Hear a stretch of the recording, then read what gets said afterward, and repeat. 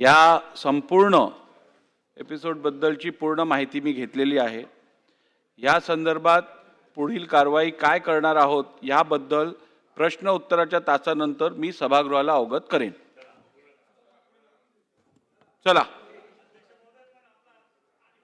काल लॉबीमध्ये झालेल्या मारहाणी संदर्भात अध्यक्ष सभागृहाला अवगत करणार आहेत। आम्हाला आसनापर्यंत आता आलं म्हणजे आपण जर मनात आणलं तर ही जी काही गर्दी आहे ती गर्दी हटवू शकता। मला आपल्याला विनंती करायची आहे की जेव्हा जेव्हा अधिवेशन असेल तेव्हा बिलकुल अशा शिस्तीनं कोणालाही आतमध्ये प्रवेश देण्याची गरज नाही। अगदी आमदारांना धक्के खावत यावं लागतं अशी परिस्थिती आहे। अगदी अगदी अगदी मान्य आहे। फक्त एवढंच आहे, फक्त हो हो मी मी मी मनावर घेण्यापेक्षा सर्व सदस्यांनी मनावर जर घेतलं तर हे अधिक इफेक्टिव्हली होऊ शकेल। महोदय, मी देखील या एकंदरीत महाराष्ट्राच्या विधिमंडळात 35 वर्ष काम करतोय। 35 जर प्रमुख व्यक्तींनी मनात घेतलं, मला जर कोणी काही सांगितलं तर मी सर सांगतोय काम होणार नाही, संपला विषय।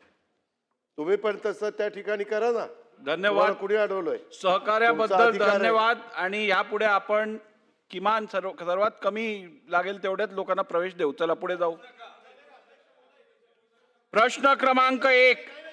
अध्यक्ष महोदय, प्रश्न क्रमांक 10,098।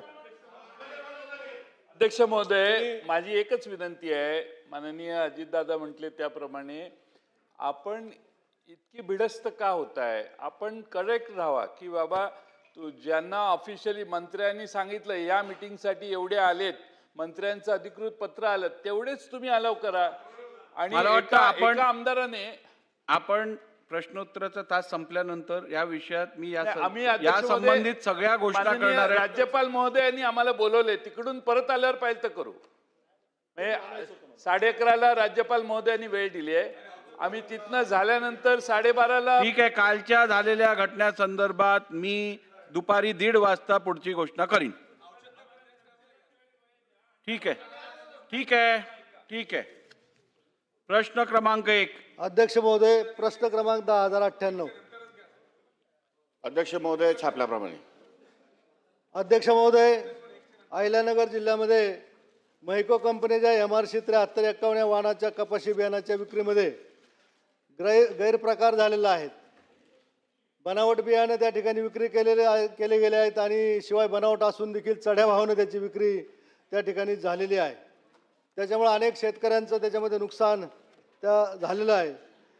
अशा नुकसानीमुळं मी सन्माननीय मंत्री महोदयांना स्पेसिफिक प्रश्न विचारू शकतो की असं जर नुकसान झालं असेल किंवा असं शासनाची जर फसवणूक झाली असेल, बियाणं शेतकऱ्यांची फसवणूक झाली असेल तर या प्रकरणाची चौकशी करणार आहात का? चौकशी केल्यानंतर याच्यामध्ये दोषी आढळले त्यांच्यावर काय कारवाई करणार? आणि माझा स्पेसिफिक प्रश्न असा आहे की बनावट कपाशी बियाणांचा काळाबाजार करणारे लोकशाही मराठी ऐका, पहा, जागरूक रहा।